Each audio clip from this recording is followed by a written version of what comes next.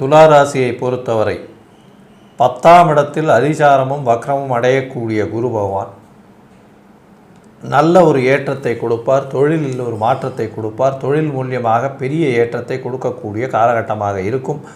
பணவரவிற்கு பஞ்சம் இருக்காது. புதிய தொழில் அமையக்கூடிய வாய்ப்புகள் நிச்சயமாக இருக்கும்.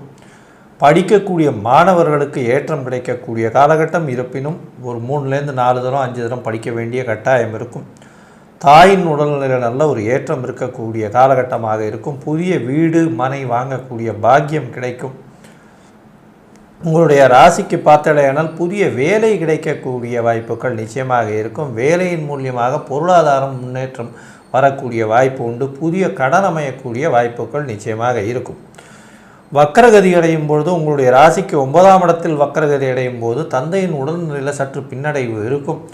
மேல் படிப்பில் சற்று கவனமாக இருப்பது மிகவும் நல்லது. உங்களுடைய ராசிக்கு பார்த்தாலேயானால் முயற்சிகள் நிச்சயமாக வெற்றியடையக்கூடிய வாய்ப்பும் குழந்தை பிராப்தி ஏற்படக்கூடிய காலகட்டமாக அமைய போகிறது. உங்களுடைய பதவி புகழ் அந்தஸ்து கௌரவம் எல்லாமே ஏற்றத்துடன் இருக்கக்கூடிய காலகட்டமாக அமைய போகிறது.